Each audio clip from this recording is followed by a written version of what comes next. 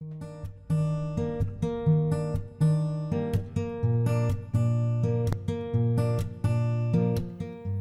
buenas noches, bienvenida de este lado esta Sole. vez, Sole. ¿Cómo Muchas estás? gracias, ¿qué tal? Buenas noches. Muy bien, Bueno, contenta. y hoy no estás en el móvil, estás acá en piso porque venís a presentar este microinforme de diversidades. Sí, este ciclo de informes que armamos con Ailén Levet en edición y por supuesto la colaboración de camarógrafos del canal, Laura de la Loza, Martín Rupérez, Daniel Benedetti y Jorge Rodríguez.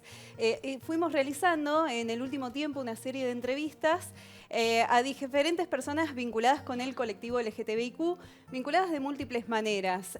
Miembros del colectivo, personas que integran este colectivo, como también profesionales, tanto del área de psicología como también de abogacía, para poder hacer y armar, construir un acercamiento respecto a este colectivo que representa a diferentes identidades de género, orientaciones sexuales, poder acercarnos a determinados conceptos que se escuchan mucho hoy en día y que no siempre se sabe la profundidad de estos conceptos y el alcance que tienen, ¿no es cierto? Sí, se ha hablado mucho también y se habla mucho actualmente de la diversidad, del respeto por las diversidades. Hay algunas frases o algunas palabras que se han puesto de moda, bienvenido sea para poder avanzar. Y de hecho se ha avanzado en materia legal en cuanto a los derechos de personas que integran la diversidad, pero a veces esa ley hay que bajar la tierra y aplicarla también realmente, ¿no? Claro que sí, porque Argentina es pionera en el mundo respecto a lo que es la ley de identidad de género, también la ley de matrimonio igualitario, incluso fue el 10º país en implementar esta ley.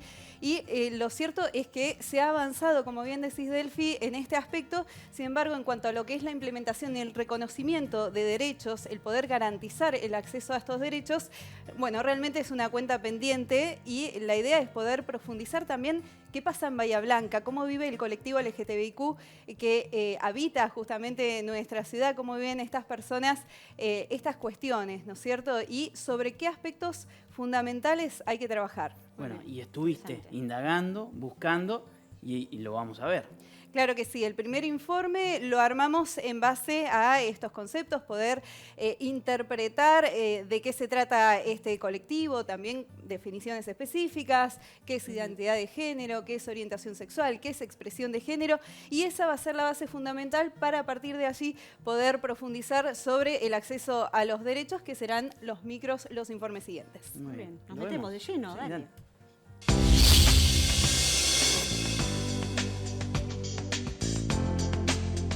La orientación sexual es quién te atrae, por quién vos te sentís atraído, y la atracción no es únicamente sexual. Identidad de género es la vivencia interna que cada persona pueda tener y es singular, no se adivina físicamente, y ese es un gran problema porque la gente empieza a confundir expresión de género, que es la vestimenta, la ropa, el pelo, la forma que yo tengo de transmitir lo que soy en relación a mandatos.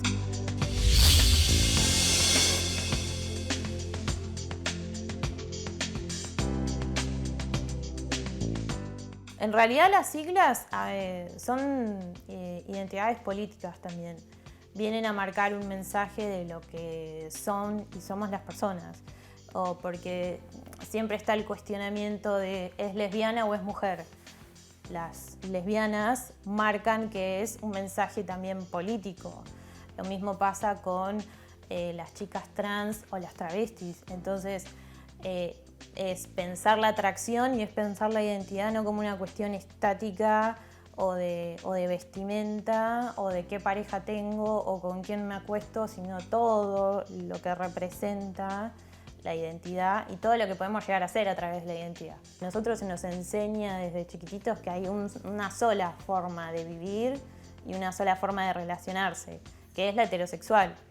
Y en realidad siempre existieron otras formas, pero siempre se intentó invisibilizar, perseguir y castigar, buscando que se vuelva hacia la heterosexualidad.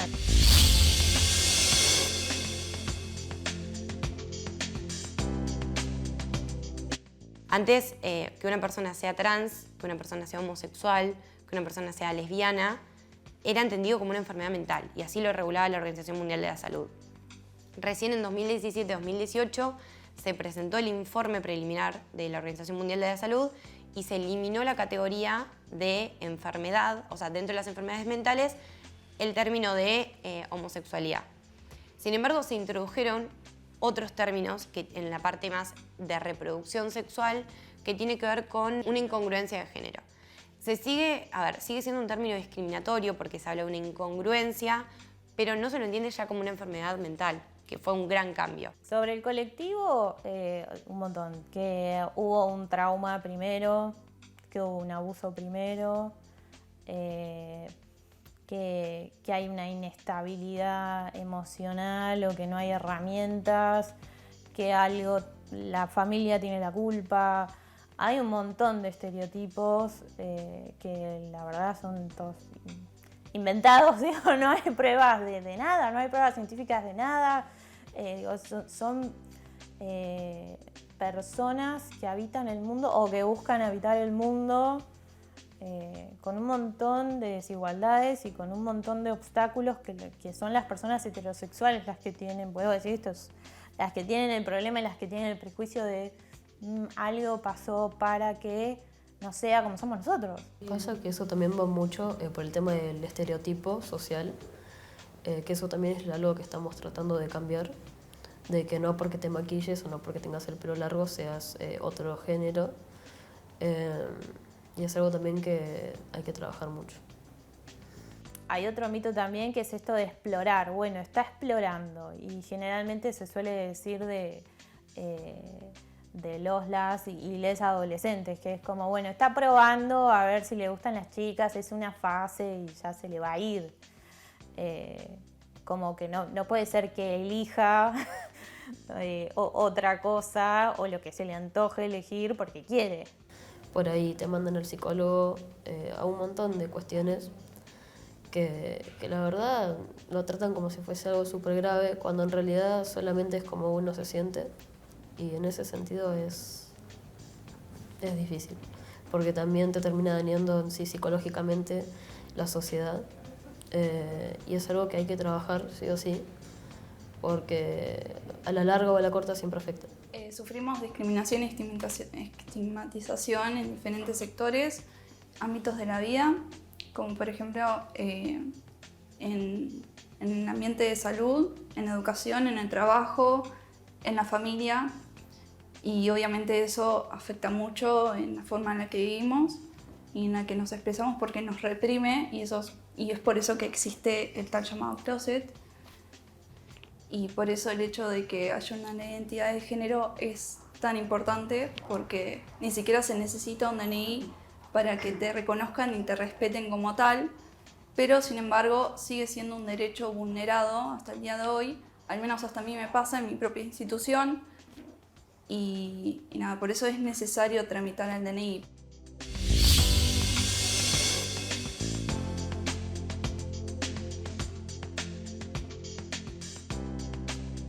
La ley es una ley que es pionera, que es un hito a nivel latinoamericano, porque no habían otras leyes similares en la temática.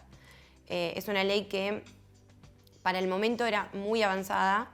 En la actualidad se le encuentran algunas fallas, que también es lógico porque es una ley que tiene 10 años a la actualidad. Entonces hubieron muchos cambios para mejor, entonces habría que hacerle determinados ajustes a esa ley. Pero es lo que siempre decimos, una vez que tenés un instrumento normativo, después es más fácil proponer cambios. El tema es llegar hasta ese instrumento, y esta ley fue producto del colectivo que estuvo en la calle y que peleó un derecho, como es el derecho al nombre, como es el derecho a la identidad. El artículo 12 de esta ley habla del trato digno. O sea, hay una ley que indica que tenemos que tratar dignamente a las personas.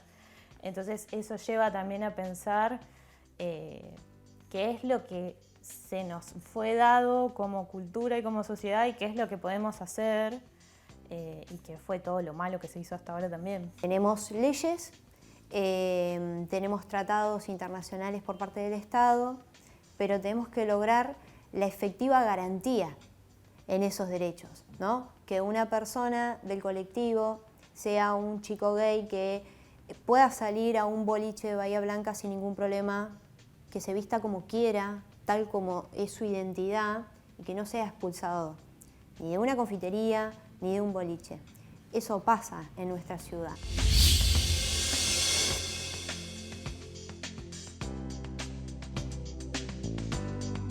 Las personas que son parte del colectivo LGTBQ+, son vulneradas, tienen muchísimas dificultades para tener trabajo, son perseguidas en su trabajo, no pueden acceder a los servicios de salud tanto público o privado como las personas heterosexuales por el hecho de no ser heterosexuales. Ese es el punto principal que hay que visibilizar y que hay que cuestionar. Por ahí tenemos legisladores, diputados que hablan de privilegios, ¿no?, a personas del colectivo trans o del LGTBI, ¿no? Y no es una cuestión de privilegios, es una cuestión de derechos, ¿no? Y es una cuestión de entender que son personas que estructuralmente están ubicadas en un punto de desigualdad, ¿no? Y lo que necesitamos es lograr esa igualdad. Y esa igualdad la tenemos que lograr poniéndole de alguna manera un mayor énfasis en el acceso al trabajo, en el acceso a la salud, ¿no?, en el acceso a la educación. Es decir, esto que se entiende como privilegio no es un privilegio como tal. En realidad lo que se está haciendo es tratar de lograr la verdadera igualdad de condiciones para todas las personas. Muchas veces se habla de esto, de privilegios, pero lo que estamos hablando en realidad son de derechos humanos que no los pudieron gozar, no están garantizados. Estamos hablando del nombre, estamos hablando de la identidad, estamos hablando de un trabajo digno. No pueden quedar meramente en leyes, en papeles, y que en la práctica después las personas no tengan acceso a la justicia, no tengan acceso a la salud, a la educación y al trabajo. Porque eso puede derivar en responsabilidad internacional. Las personas mayores de edad se enojan con nosotros y nos dicen que tenemos que tener paciencia, pero en sí no es que nos enojamos con una persona en particular porque no es totalmente consciente o porque no tiene los conocimientos totales sobre cómo es ser trans, sino que en sí nos molesta que nos generalicen y nos encasillen en un género porque socialmente nos vemos en un estereotipo. Pero no es que nos enojamos con alguien en particular, sino que nos enoja la construcción social con la que convivimos. Y siempre como tratar de no juzgar, sino comprender lo que sería la situación, porque es un tema serio. Hay gente por ahí que se ha suicidado incluso por esos temas y bueno, nosotros estamos tratando de tener un espacio de contención para que estas cosas no sigan pasando y la gente se sienta más acompañada en todas estas situaciones. Así que sí, prácticamente eso. Eso es lo que están construyendo. Sí, como transformando la mentalidad de las personas para que sea mucho más abierta a un futuro y para que no pase a mayores. Tengamos en cuenta que hubieron diferentes teorías que patologizaron en nuestras identidades y nuestras formas de vivir la sexualidad.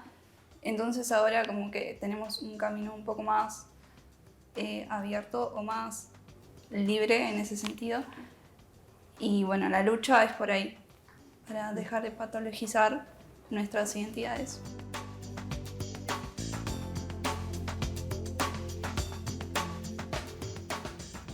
Muy bien, excelente, la verdad valioso sobre todo porque permite completar el escenario de distintas facetas, ¿no? Desde la primera persona, la experiencia personal que escuchábamos también, desde la psicología, desde el marco legal, para tratar de construir este escenario tan complejo también, si se quiere, con muchas aristas, ¿no? Claro, de hecho está buena la aclaración, la clínica de género deriva del Departamento de Derecho, son abogadas, tanto Micaela como Sol.